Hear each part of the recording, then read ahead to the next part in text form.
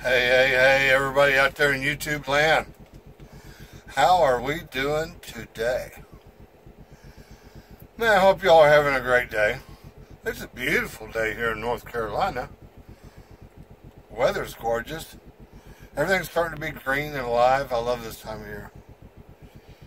You know, some YouTubers, they put a fake dog behind them, you know, in the background. And they talk to it like it's their pet dog or something. What kind of stupid crap is that? You ain't even man enough to have a real dog. You gotta have a fake dog. See? That right there? That's a real dog. Alright, I got two of them here in the truck with me. That's the Bingers back there. Say hi to Bingers. She's looking at me like I'm stupid, which is her normal mode. And Bang is over here in the passenger seat, holding her position wisely. Well, I am at a Walmart distribution center in Henderson, North Carolina. The guards and stuff, it's all, isn't that nice? I gotta say it like, isn't that nice? But, everything's all good in here. It actually isn't the distribution center. It's not Walmart's fault. It's not the shipper's fault. But it is the accumulation of variables that could possibly go wrong on this load have made it a nightmare. It's never one thing. You know, one thing you can handle like no big deal. It's the accumulation. You know, that's what we used to always say in skydiving. You know, it wasn't the one variable that killed you. It was the accumulation of variables. When you start stacking them up, then they become a problem that you couldn't overcome and they killed you. Well, this load has killed me. I'm just going to put it out there just like that. Started off, I delivered a load in New Braunfels, Texas. It was a load of eggs. I delivered this load at like 3 or 4 o'clock in the morning. It's dark. It's pitch dark. Now my reefer isn't freezing cold, but it is set down at 33, 34 degrees. So, on a warm Texas night, when you open that, the back doors, it has kind of a rolling fog effect that falls out of the reefer. So anyway, when I got all done, do you mind? I'm working over here.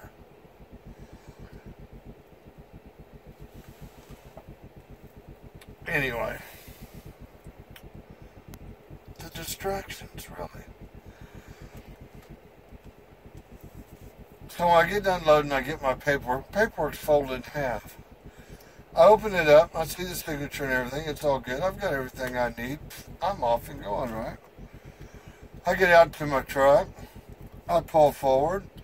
You know, it's dark, got the cold, misty fog rolling out of the reefer. I look across the floor, I see the floor is fairly clean, cool. Not going to need a washout or anything for my next pickup.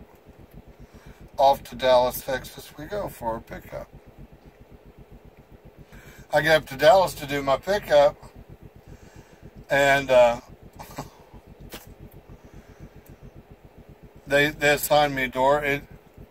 It's the worst door in the facility. I'll say it right there. It's right to the beside the office, and it's got the office parking lot in front of it. So you only have about 16 feet from curb to the back of the cars. You know, just the width of a tractor trailer to get in and out of that little space. And then you have to do a left-hand back around, you know, the big yellow concrete pylons all wrapped around the corner and air conditioner units and all that kind of crap. And to door 31. Door 31 is the hardest door to hit in the whole facility. And actually what you don't want to do is you don't want to try to do a left 90 in there because of that tight parking lot and the employee cars there. So what you end up doing is you end up coming around, spinning around, and doing a blindside 45 into it, which actually is the best way to get into that door. So, you know, if a blindside is your best option, it sucks. That's all there is to it. But anyway, we got into our door, no big problem. Pulled forward, opened up our doors. You know, the little fog rolls out. I got my reefer pre-cooled. It all looks good. Trailer floor looks good. Back up and bump the doors. Go in and, you know, do all my paperwork thing and all that good stuff. We're all good, right? I sat there for 2.5 hours. And I ain't felt the trailer rocking at all. And finally they come out there and say, hey man, we can't load you, you got product on your trailer. So I don't have any product on my trailer. My trailer's empty. And they go, no man, we took pictures of it. You got product in the nose of your trailer. I said, get out of here, you're kidding me. What kind of freaking product do I have on my trailer? I looked in there, it's empty. He said, you got eggs stacked in front of you. So I pull the trailer forward, climb up in there, go all the way in the nose, and yeah, there's eggs in there. Can you believe it? And then I look in my paperwork, and I see where they had a few cases of eggs that they rejected. They're all the way in the nose, all the way in the front, low in the middle of the night, looking for the back end of the trailer, through the haze and the fog of the reefer. Could not see them. The last receiver didn't say a word, one, about leaving product in the back of the truck. That's the reason why they folded my paperwork, so that I wouldn't see the cases rejected note on the top side of it. Gotta watch out, man. These people are freaking crafty out here. This ain't their first rodeo, if you know what I mean. So anyway, I got thrown out of the door. So I had to go get rid of that product. Now, you know, when they reject stuff like that, there was actually 8 cases. Can you believe that? 8 cases of eggs that were rejected. And, you know, they only got an egg or 2 that's broken in them. All the rest of them are good. But 8 cases. So I call into my after-hours dispatch, and I deal with them and everything. They tell me to, yeah, get empty, man. Just go throw those eggs in a dumpster somewhere. I said, you want me to back up to a random dumpster in the middle of the night and dump 8 cases of eggs in them? I said, yeah. I said, do you have any particular idea where I ought to do that? And they said, yeah, go to any truck stop, find the dumpster, and just throw them in there. Not exactly sure that's the way things ought to be done, but anyway, and the other thing is I thought 8 cases of eggs. Man, 8. Man, in my ministry back in Oklahoma, I could have fed a lot of people with 8 cases of eggs. I could have done all kinds of good with 8 cases of eggs, you know. So I wasn't going to just dump them. So I got on the phone and I found a food pantry, a Church of Christ had a food pantry. Called them up, found out I could get a tractor trailer into their location. So I went and delivered the cases of eggs to them.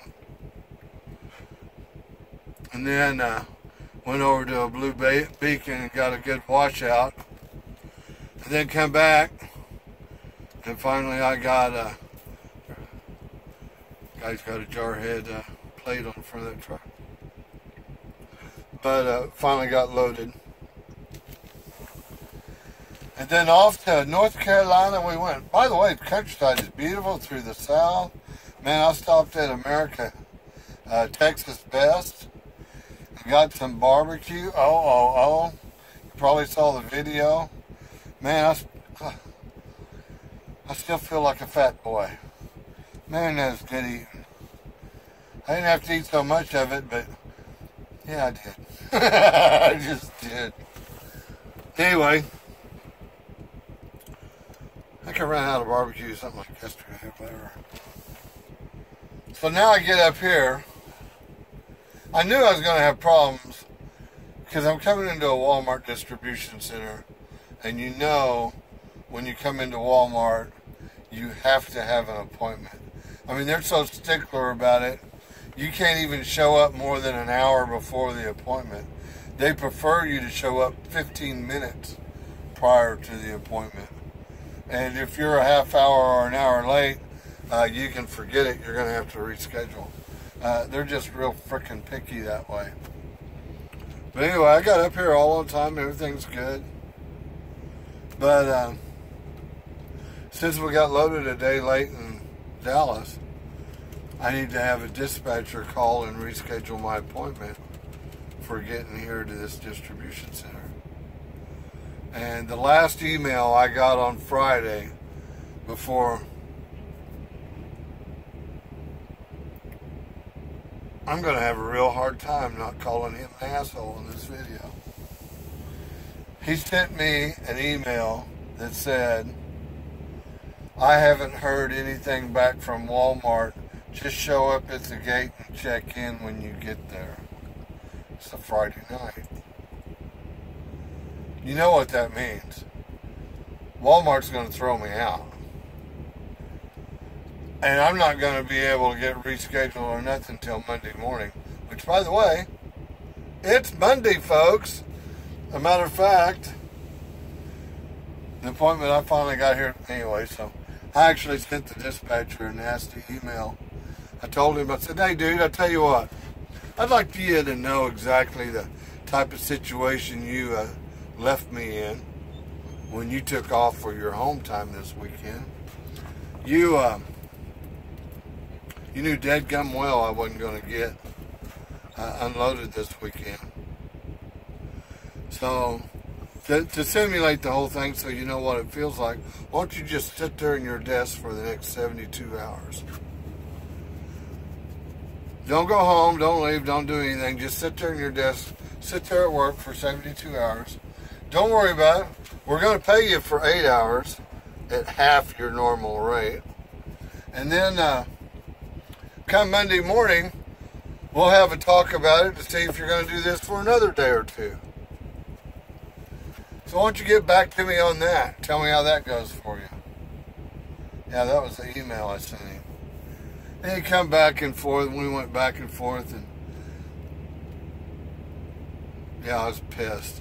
And the last email that I got from him, he said, well, it's Walmart Distribution Center. They don't deal with anybody except via email is the only way to schedule a load. I said, here's their phone number. Call this phone number to schedule this load. I gave him the phone number, area code, and everything. Yeah, I was pissed. And by the way, there was somebody at that phone number first thing Monday morning this morning to be able to do that. So I gave him the phone number, and behold, 30 minutes later I get an email. Oh, here's your new appointment time for this afternoon. Isn't that freaking amazing? This is the stuff that you're going to have to deal with when you get out here. And this is the stuff. It's not the business. It's not driving the truck. It's not being away from your family. It's not the stress or anything that'll cause you to frickin' lose it out here. What'll cause you to lose your mind is dealing with incompetent BS that other people don't give a rat's ass about you and will leave you out here frickin' hanging.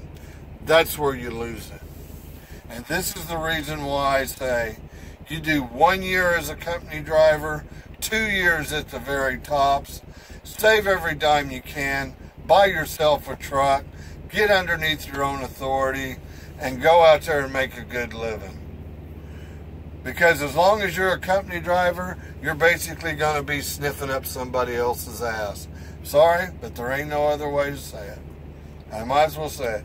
And here it is, and you wonder why I'm so thrilled. Let's see, my clock is good.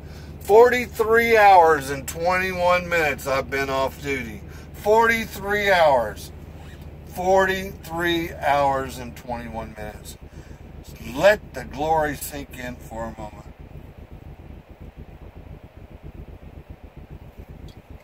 Now, to top it all off, I quit tobacco, over 3 weeks ago? But, that being said, I didn't quit cold turkey. I'll show you what I did. By the way, I'm turning into an absolute fat boy. Quitting tobacco, all I want to do is eat and stuff my face. Well, I am down to the smallest rate of nicotine. Yeah, the little 2 millimeter.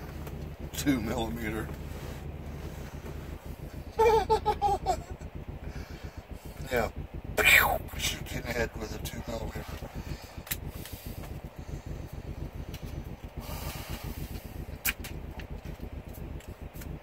Oh, I can't even think of the number.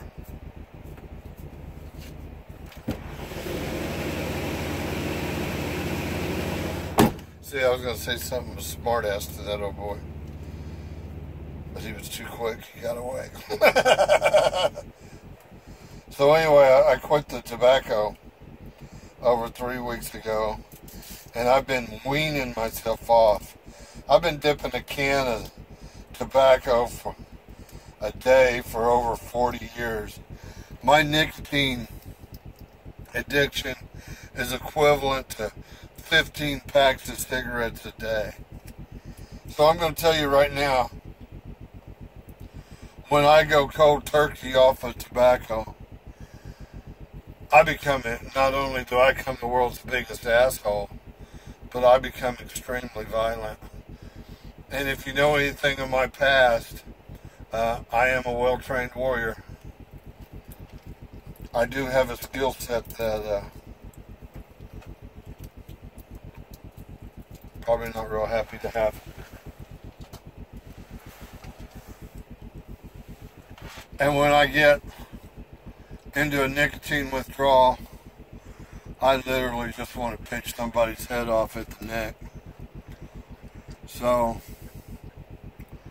you may have noticed the tone in the video.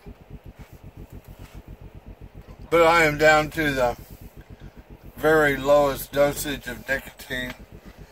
I've got it stretched out almost 4 hours apart. I don't have much further and I'm totally done with this. But doing the gum to do the withdrawals, it lowers the withdrawal symptoms a little bit. It doesn't get rid of them. But it sure does. I could have been over the withdrawal symptoms in 5 to 6 days. But I would have killed somebody. So this plan is probably a better plan. Have to burn up in here. But anyway, so that's what's going on in my life. We're doing good. As soon as we get this off of our truck, we're going to run up here and... Where am I going? We're going down to Winston-Salem. Going to pick me up a hazmat load and run back up to Minneapolis, Minnesota. And maybe by the time I get back to Minneapolis, Minnesota, I'll almost be a human being again.